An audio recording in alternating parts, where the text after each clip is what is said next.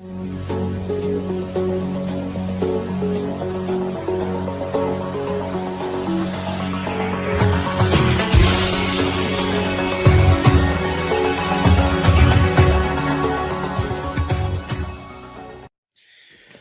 y bien, hermanos. Bueno, pues bien, estamos con lo que va a ser la segunda parte del Verbo encarnado. Y pues en lo que fue la primera parte nos enfocamos, en lo que fue la unión hipostática, lo que fue la definición y las nociones de la persona divina, las dos naturalezas, los errores. Y bueno, pues ahora nos vamos a enfocar ya más en lo que es la concepción, en cómo se verifica, en cuál fue la necesidad y cuál fue el fin de la encarnación. Vamos a ver a nuestra Santísima Virgen María dentro de este tema. Vamos a ver a la excelencia de San José. Vamos a ver las figuras y las profecías de nuestro Señor. Vamos a ver que Él es verdadero Dios. Bueno, pues vamos a comenzar. Y comenzamos con el subtema que nos dice: Cristo fue concebido por obra y gracia del Espíritu Santo. ¿Cómo se verificó? La concepción de nuestro Señor Jesucristo en el seno de María Virgen se hizo de modo sobrenatural y milagroso, y por obra del Espíritu Santo se encarnó de María, rezamos en el credo. Veamos en alguna forma cómo se realizó este altísimo misterio. El cuerpo de Cristo fue formado por el Espíritu Santo en las entrañas de la Virgen María, en el mismo cuerpo de la Santísima Virgen. B.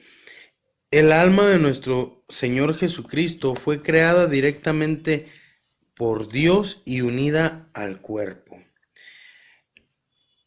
C.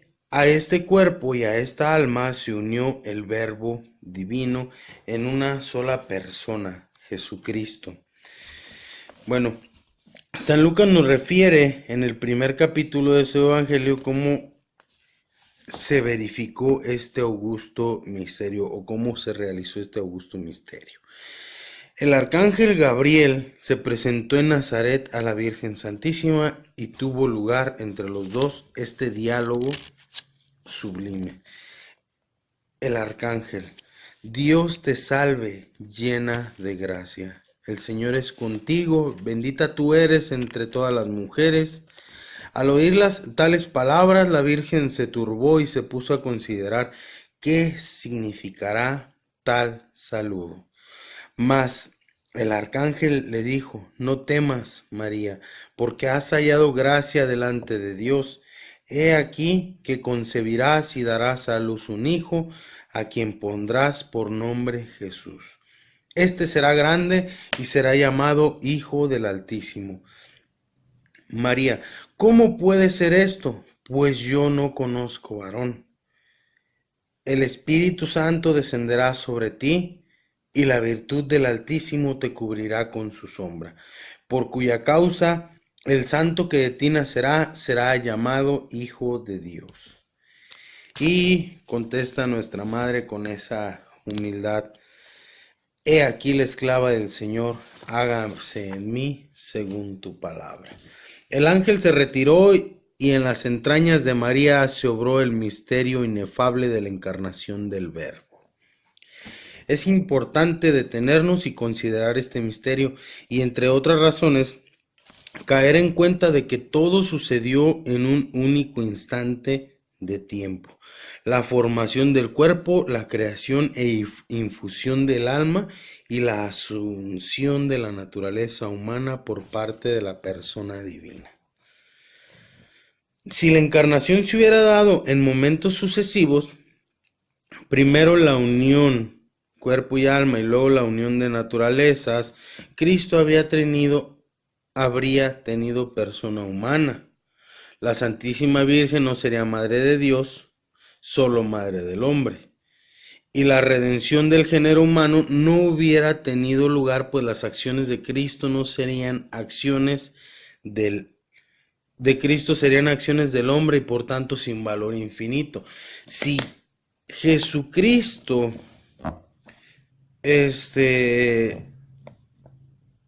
no fuera Dios, como lo veíamos en los errores sobre la divinidad de Cristo, pues no tendrían este valor infinito. Entonces no hubiera sido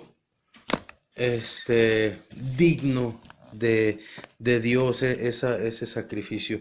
Bueno, necesidad y fin de la encarnación. La encarnación era necesaria en el supuesto de que Dios exigiera por el pecado una reparación digna de él. Porque una reparación digna de Dios solo puede darla un hombre Dios, Jesucristo. Esta idea la explicaremos mejor al hablar de la necesidad de la redención. Pero quiero agregar que si Dios hubiera determinado perdonar bondadosamente al hombre, la encarnación no hubiera sido necesaria. El Hijo de Dios al encarnarse propuso varios fines. Al encarnarse se propuso varios fines. El primero y principal fue reparar en forma digna y adecuada la ofensa que el pecado causó a su Padre. El segundo fue la salvación del género humano envilecido por la culpa. Jesucristo vino al mundo para salvar a los pecadores. Primera de Timoteo, capítulo 1, versículo 15. El tercero fue darnos ejemplo de vida, esto es, presentársenos como modelo de todas las virtudes. Jesucristo nació de Santa María Virgen. No podemos hablar de nuestro Señor y no hablar de nuestra Madre. Bueno, vamos a ver. María es verdaderamente Madre de Dios. María Santísima puede llamarse con propiedad Madre de Dios, la Theotokos, porque es Madre de Jesucristo, que es verdadero Dios. Una madre no engendra el alma, sino solo el cuerpo de su hijo. Y sin embargo, por la unión substancial entre el cuerpo y el alma, es llamada madre de él.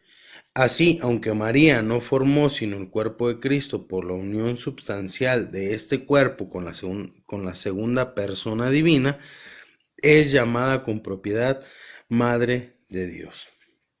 El Concilio de Éfeso, como les decía en lo que fue la primera parte, en el año 431, condenó la herejía de Nestorio, quien enseñaba que María Santísima no se podía llamar Madre de Dios.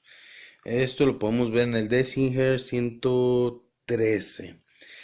María, dice el Papa Juan Pablo II, citando el Concilio de Éfeso, es la Madre de Dios, Theotokos, ya que por obra del Espíritu Santo concibió en su seno virginal y dio al mundo Jesucristo, el Hijo de Dios consubstancial con el Padre. Lo podemos ver en la encíclica Redemptor Hominis número 4 y podemos ver también el Concilio Vaticano II en el documento Lumen Gentium número 53. Bueno, su dignidad y principales títulos de nuestra Madre Santísima. El título de Madre de Dios es para María su más alta dignidad y de él emanan sus más excelentes privilegios. Primero, la más alta dignidad, pues en razón de su maternidad divina, tiene estrechas relaciones con las divinas personas, con el Padre, que la escogió desde siempre como madre de su Hijo, con el Hijo al que dio su humanidad y con el Espíritu Santo de quien recibió santísima fecundidad. Segundo, sus más excelentes privilegios, porque su título de Madre de Dios es la causa de su inmaculada concepción, de su plenitud de gracia, virginidad perpetua y asunción a los cielos. Estudiemos un poquito estos privilegios. La Inmaculada Concepción. Este dogma de fe, definido por su santidad el Papa Pío IX, el 8 de diciembre de 1854 en la bula Ineffabilis Deus, que la Virgen María fue preservada e inmune de toda mancha de pecado original en el primer instante de su concepción, por singular gracia y privilegio de Dios, en atención a los méritos de Jesucristo, Salvador del género humano. La razón de él es Cristo, es que Cristo no podía permitir que su madre estuviera ni por un momento privada de la gracia y sometida al demonio. B. Plenitud de gracia. El alma de la Virgen María fue adornada desde el primer instante de un inmenso tesoro de gracia, que no cesó nunca de acrecentarse con nuevos dones de Dios. Y ya que la gracia es incompatible con el pecado, estuvo siempre libre de él. No cometió ni el más leve pecado venial, ni se vio sometida a la concupiscencia. Nos dice San Juan Pablo: llena de gracia la saludó el ángel. Lo podemos leer en Lucas 1:28. Y la razón de este saludo es que la Virgen ha recibido, enseñaba San Juan Pablo II, una bendición entre todas las bendiciones en Cristo. Esto lo podemos leer en Redemptoris Mater número 8. La plenitud de la gracia fue concedida a María en grado inferior que a la humanidad de Cristo, cuya medida es la unión hipostática, pero muy superior a los ángeles y a los santos. Por eso es reina de los ángeles y madre de todos los hombres en el orden de la gracia. La plenitud inicial se fue desarrollando a lo largo de toda su vida, porque su amor fue siempre activo, llegando a una perfección insuperable. La virginidad perpetua. La Madre de Dios, el amor de Jesús a su madre, que había ofrecido a Dios su virginidad, hizo que los planes divinos de redención se realizasen respetando ese propósito de María. La maternidad y la virginidad, dice San Bernardo, son las dos coronas que Dios quiso concederle. Las palabras del arcángel Gabriel manifiestan claramente que María será madre de Dios sin dejar de ser virgen. Podemos verlo en Mateo 1, 22, 23, como había sido ya profetizado por Isaías 7, 14. La Iglesia explica este privilegio mariano con una fórmula tradicional: antes, en y después del parto. Antes del parto, porque concibió por obra del Espíritu Santo. En el parto, porque, como señala el Catecismo Romano, María dio a luz a su divino Hijo sin detrimento de su virginidad, como el rayo del sol atraviesa un cristal sin romperlo ni mancharlo. Después del parto, porque siempre permaneció virgen.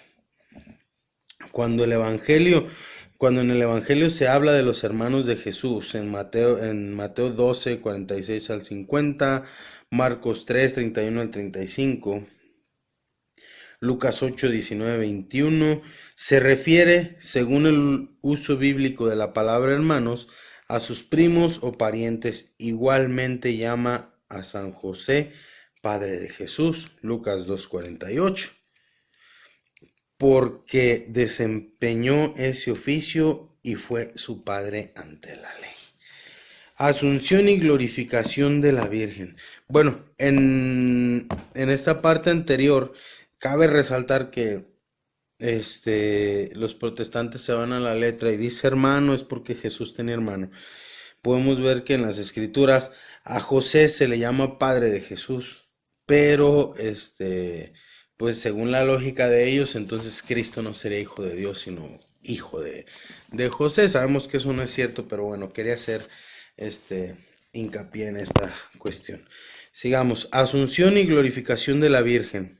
El Papa Pío XII definió en 1950 como dogma de fe que la Inmaculada Madre de Dios, siempre Virgen María, cumplido el curso de su vida terrestre, fue asunta a la gloria celeste en cuerpo y alma.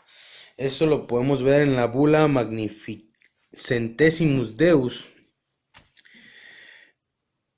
El sentido de la definición es que María, que participó tan estrechamente en la redención de su Hijo, debía también asemejarse a él en su glorificación, y por eso al terminar su peregrinaje terreno fue llevada al cielo, no solo en el alma como los demás santos, sino también en el cuerpo. Complemento de su glorificación es su realeza. Así lo reclama su íntima relación con Cristo, Señor y Rey del universo. A esta exaltación de la hija excelsa de Sión, mediante la asunción a los cielos, está unido el misterio de su gloria eterna. En efecto, la Madre de Cristo es glorificada como Reina universal. Esto lo leemos en la encíclica Redentoris Mater, número 41. Vamos a ver a María como mediadora o medianera de todas las gracias. La Iglesia nos enseña que solo Jesucristo es nuestro mediador, 1 Timoteo 2, 5 y 6. Y sin embargo, aplica a la Virgen el término de medianera, porque se sabe que la misión maternal de María para con los hombres no oscurece ni disminuye en modo alguno esta mediación única de Cristo, antes bien sirve para demostrar el mismo poder de Cristo. Redentoris Mater, número 38. Esta mediación, vamos a leer lo que nos dice este número. Esta mediación subordinada de María es al mismo tiempo especial y extraordinaria. Brota de su maternidad divina y puede ser comprendida y vivida en la fe solamente sobre la base de la plena verdad de esta maternidad. Siendo María, en virtud de la elección divina, la madre del Hijo consubstancial al Padre y compañera singularmente generosa en la obra de la redención, es nuestra madre en el orden de la gracia. Esta función constituye una dimensión real de su presencia en el misterio salvífico de Cristo y de la Iglesia. Redentoris Mater, número 38. Bueno, madre de los hombres en el orden de la gracia. Por ser madre de Jesucristo, nuestra cabeza, es también madre nuestra, porque somos miembros del cuerpo de Cristo. Esta maternidad espiritual comienza en la encarnación y es confirmada por el mismo Jesucristo desde la cruz.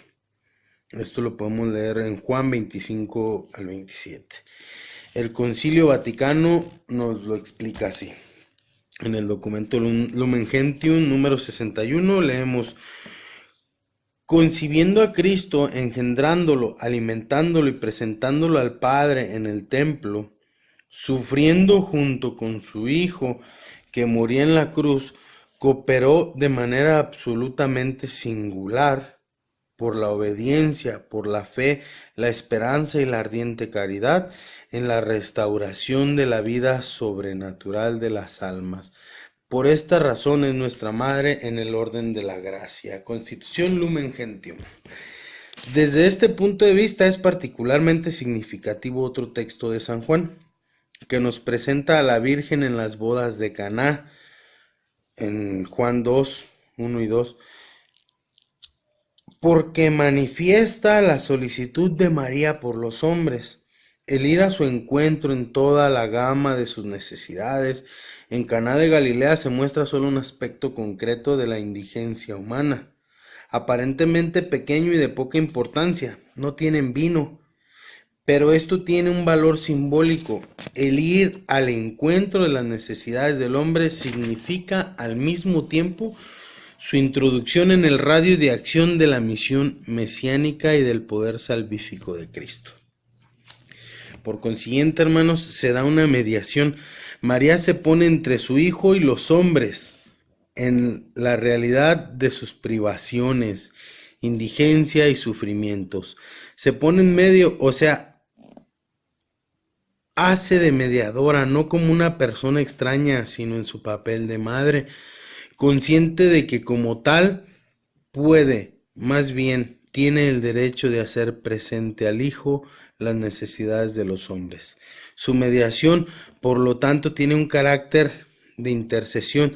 María intercede por los hombres, no solo como madre, desea también que se manifieste el poder mesiánico del Hijo, es decir, su poder salvífico encaminado a socorrer la desventura humana, a liberar al hombre del mal que bajo diversas formas y medidas pesa sobre su vida. Nos dice Redemptoris Mater número 21. Dice, ok, al mismo tiempo señala también el Papa Juan Pablo II, señalaba, hay otro aspecto de la función maternal de María, que es el presentarse ante los hombres como portavoz de la voluntad del Hijo, indicadora de aquellas exigencias que deben cumplirse para que pueda manifestarse el poder salvífico del Mesías. El haced lo que Él os diga es en efecto la enseñanza más grande de la madre a los hijos. Vamos a ver ahora corredentora. La mediación de gracia de María, como queda dicho, nos reduce a la mera intercesión. La Virgen, por ser Madre de Dios, participa de la potestad regia de conducir a los hombres hacia el cielo. Nos dice la encíclica Redemptoris Mater en el número 16, la bienaventurada Virgen es, en efecto, corredentora. Ya el anuncio de Simeón le había indicado claramente la concreta dimensión histórica en la cual su hijo cumpliría su misión, es decir, la incomprensión y el dolor. Así le revela también que debería vivir en el sufrimiento al lado del Salvador que sufre, y que su maternidad será oscura y dolorosa. Ese anuncio alcanza su pleno significado cuando María está junto a la cruz de su Hijo. Esto lo podemos ver en Juan 19:25. Padeció y casi murió junto al Hijo que padecía y moría, y abdicó de sus derechos maternales sobre Jesús para que todos los hombres alcanzaran salvación. En lo que de ella dependía, lo entregó para aplacar la justicia divina. Se puede, pues, decir con verdad que redimió con Cristo al género humano. Hay personas que no alcanzan a entender esta gran labor de María, pero bueno, prosigamos. María, Madre de la Iglesia. Santa María, como Madre de Cristo, es la Madre de la Iglesia, es decir, de todo el pueblo de Dios.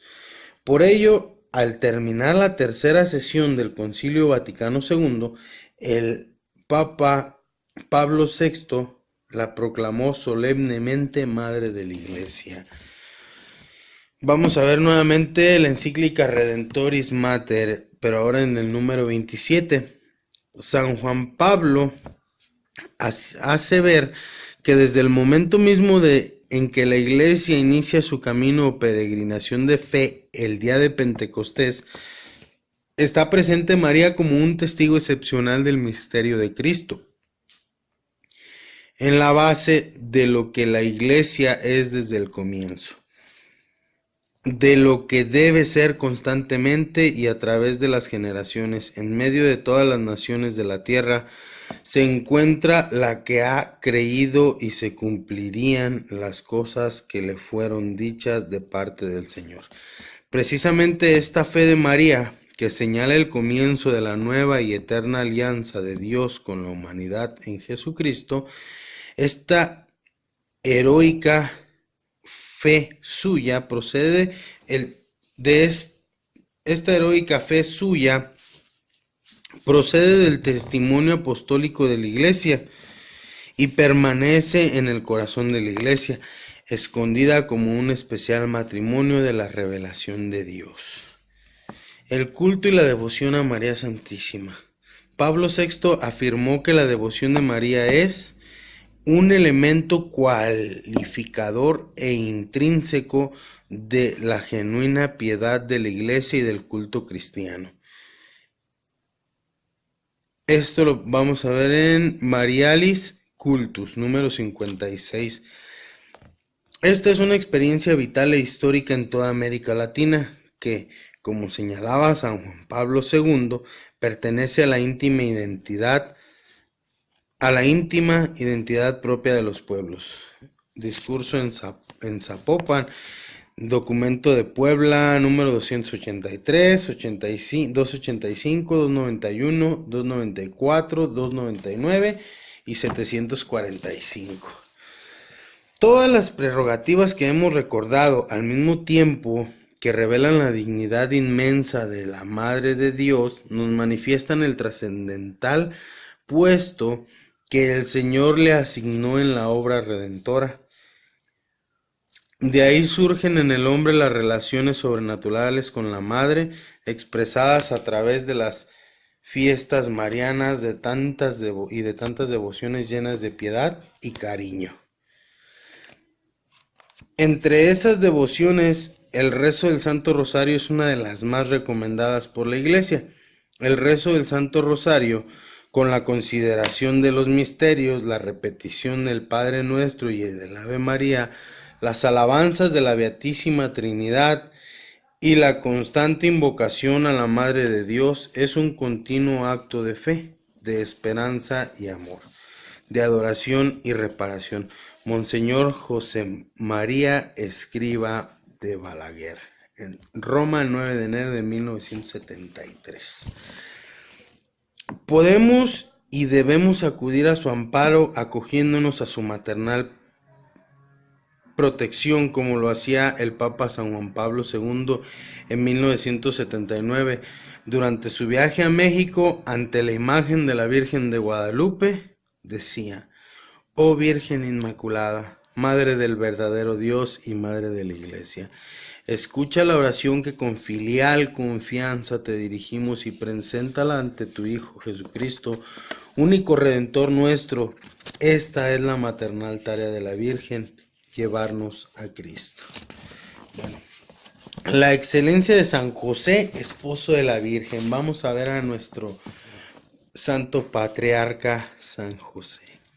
José, descendiente de David y a quien la Sagrada Escritura llama justo en Mateo 1:19, es decir, varón de eximia santidad, fue el hombre elegido para ser esposo de María. A él se le puede llamar Padre de Cristo en un doble sentido: ante la ley, en cuanto era esposo de María, por el amor y cuidado que tuvo con el niño Dios, a quien prestó los servicios del más cariñoso de los padres. San José es llamado Padre nutricio del Salvador en cuanto lo nutrió y alimentó, y Padre putativo en cuanto era reputado por el común de las gentes como verdadero Padre de Jesús, pues el misterio de la encarnación quedó oculto a ellas. Estos títulos, sin embargo, no pueden hacer pensar que las relaciones entre José y Jesús eran frías y exteriores. Es verdad que la fe nos dice que no era padre según la carne, pero su paternidad fue más profunda que la de la carne, y quiso que a Jesús, como el mejor de los padres, ama a su Hijo.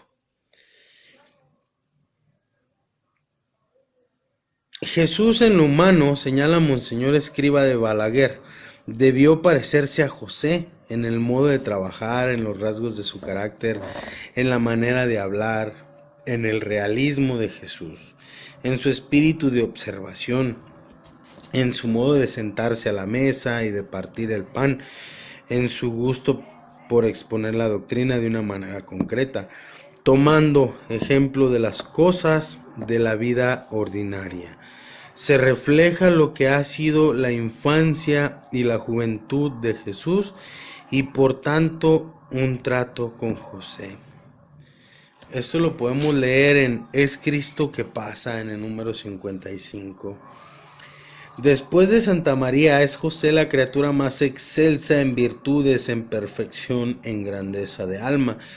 Como San José señalaba el Papa León XIII, estuvo unido a la Santísima Virgen por el vínculo conyugal.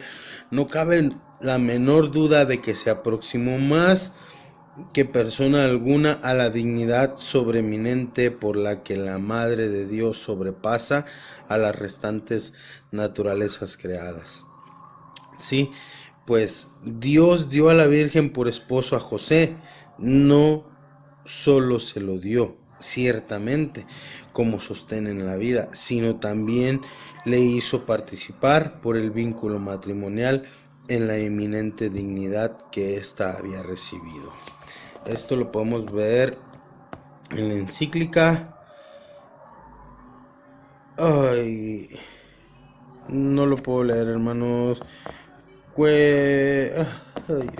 Bueno, les debo el nombre de la encíclica porque lo escribí un poquito borroso. Bueno, así lo explica San Bernardo de Siena, cuando por la gracia divina Dios elige a alguno para una misión muy elevada, le otorga todos los dones necesarios para llevar a cabo esa misión, lo que se verifica en grado eminente en San José, padre nutricio de nuestro Señor Jesucristo y esposo de María. Sermón 1 de San Josep. A él, que es quien trató con mayor intimidad a Jesús y a María, le venera la Iglesia como maestro de vida interior. El Papa Pío IX lo declaró en el 8 de julio de 1870 como especial protector y patrono de la Iglesia. Fomenta además su devoción, viendo en ella un camino fácil para aumentar el amor a su esposa y a su hijo. Nos dice Benedicto XV: si crece la devoción a San José, el ambiente se hace al mismo tiempo más propicio a un incremento de la devoción a la Sagrada Familia. José nos lleva derecho a María y por María llegamos a la fuente de toda santidad, a Jesús, quien por su obediencia a José y María consagró las virtudes de ese hogar. Bueno, y de todos los hogares. Bueno, pues no quería dejar fuera a nuestro patriarca San José por la cuestión que pocas veces se habla de él, y él tiene, pues como les decía, una importancia muy muy grande también, no igual que la de nuestra Santísima Madre, pero